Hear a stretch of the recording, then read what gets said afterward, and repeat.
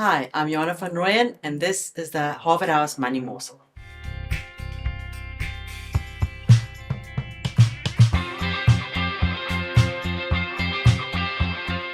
Welcome back, and thank you for joining us. With me in the studio, I've got Willie Pelser. Hello, Willie. Hello, Jana. Can you believe it? We're halfway through the year already. Let's have a recap maybe on what's happened in the last 6 months in the financial markets. Yeah, Jana, it comes and goes very quickly, so it actually snuck up on us if one really thinks about time, but that's how the world turns. So, yeah, I think what one can do is sort of look back at the 6 months because lots of things have happened. So, there was Liberation Day where, in theory and in practice, the world came to an end. Markets collapsed to some extent, and now when you read headline news, it tells you that the market's at their all-time high. So how's this possible? So lots of things behind it, but I think it's sometimes good just to take some perspective on how the markets have actually performed. So if we look at the JSE specifically, so the overall index, we were up 14%. I'm not going to quote commas and decimals and so on. It's not important. So 14% considering South Africa. We had no GDP growth. We had a struggling government of national unity and all of those things. So if we look at that number and how we structure portfolios, look at financials was only up about 4 or 5%, and I'm talking about this first 6 months specifically. The industrial sector, or sort of the SA Inc. sector, was equivalent, almost 11% or something. And then you ask, how do we get to the 14? And that's, that was actually the resources sector or the mining sector and commodity-related stocks. We've all seen what happened on the gold price, the platinum price, the rhodium price, you name it. And those shares, some in that sector, it was up almost 50% in the 6 months. So that gives you the market. So, but also looking at us relative to the rest of the world. So let's get back to the rand. The rand 6% stronger than where it was at the beginning of the year. And again, if one goes back in the last 6 months, and people can go and listen to Money Morsels as to what has happened, you would think, no, but the rand should be the other way around. We should be closer to 20. Argument's sake, it's better. But if we look at the rand relative to the euro, for example, we're 6% worse off. So it's just an indication that it's a dollar story and not so much a South African story. So our currency is weaker against the pound, against the dollar. And then our story, let's bring inflation into it. So inflation substantially better than what we anticipated. So even or inflation got to 3%. So if you look at the market at 14% return relative to the 3%, it's a decent return on your portfolio. So, and clients must also remember, that in portfolios, it's a different mix. It's not like we focus, now we're trying to go to the resources sector or the financial sector, whatever. We look at the individual stocks, and that's actually alarming to look back over the last year. We're on average 20% up from where we were last year. Now, again, if we look from all the economic fundamentals perspective and the Cyril and the Trump show in America and the wars and all of those things, it's not to be sneezed at. Okay, different perspective. S&P, it's only up 5% here today. So if you translate that with the strength in the rand, then in rand terms, you've made no money offshore. So it was a complex 6 months, but still South Africa stands out. So that's a very good perspective.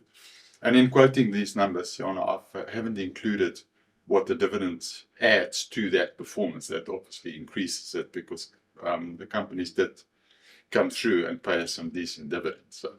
So that's always the nice thing about our SA Inc. companies that we invested in, is the dividends. Yeah. And talking about the dividends, on Wednesday, Mr. Price share fell by 4%, and I nearly had a heart attack. Only to be reminded that the dividends were paying out that day. Yeah. Could you maybe explain to the viewers why the share price dropped that much when the dividends are paying out? Yeah, we always laugh at that because we look at the screen and we think, well, the rest of the market's up and a few shares are down. So yes, on the day, so how it works, and I'll just use artificial numbers. So let's say the share price of a company is trading at 100 Rand and they're going to pay you 5 Rand in dividend. Then on the day that it's it's ex-div, so it means that you're going to receive your 5 Rand, the share price has to adjust for that 5 5 rand that's paid out. So the share price will go to 95 rand, and that's the drop that you see. And you get scared, but hang on, if you add the 95 and the 5, you're back to reality. So, but also what is nice to look at is then ask yourself again, and you as the analyst on Mr. Price is, after the payment of the dividend, a new cycle starts. So now you have to ask yourself, is there value at 95 or artificially at 100 because you've got your dividend? Are we going to buy more of these shares? Because what's the outlook on the next dividend? Is it now 5 rand plus inflation, next time around? So, but it is something to take into account. And sometimes one see huge volume in shares going through, and with hindsight, people has forgot that it was actually the payment of the dividend. So we all make that mistake, Jana. So yeah. And then just we're always affected by the US and what's happening. Can we maybe quickly have a discussion around the big beautiful bill that got passed last night? Jana, that's actually, as you say, the US rules or try and rule the world. So the bill was passed last night late. The Republicans won, I think it was 218 votes to 214, but interesting enough, 2 Republicans voted no. So so it's not an indication that there's division, but it's interesting 2 people did. It's a complex thing. First of all, it covers lots of taxes. It covers lots of stuff on medical aids, to go into the detail is not the purpose of this meeting. So I think the big items that stand out, we all read and seen this, that there's an increase of a potential increase of $3 trillion in the debt associated to the implementation of this. And the US debt is escalating. They've actually passed a comment or a bill or whatever you want to call it to raise their ceiling. They've got the ceiling principle that they bump against on debt, so they've increased that to 5 trillion, or with an extra 5 trillion, just to avoid that later in the year there's another meeting where they fight through the night to get this thing raised. So that's done now, so at least we can go forward. Jana, lots of other finer detail in there, in this drive for Trump to try and sort of make America great again, that slogan.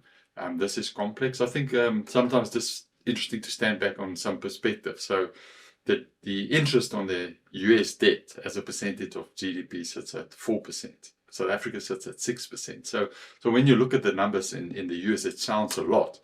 Now, not to say who's better and who's worse, but ours is still worse off from a servicing of the debt perspective than the US. But it is alarming numbers when it comes through. So Jana, it has happened. We'll see how the markets open this morning on that. Lots of the news was actually in there. It was a case of pushing it through the system. So we'll have to see.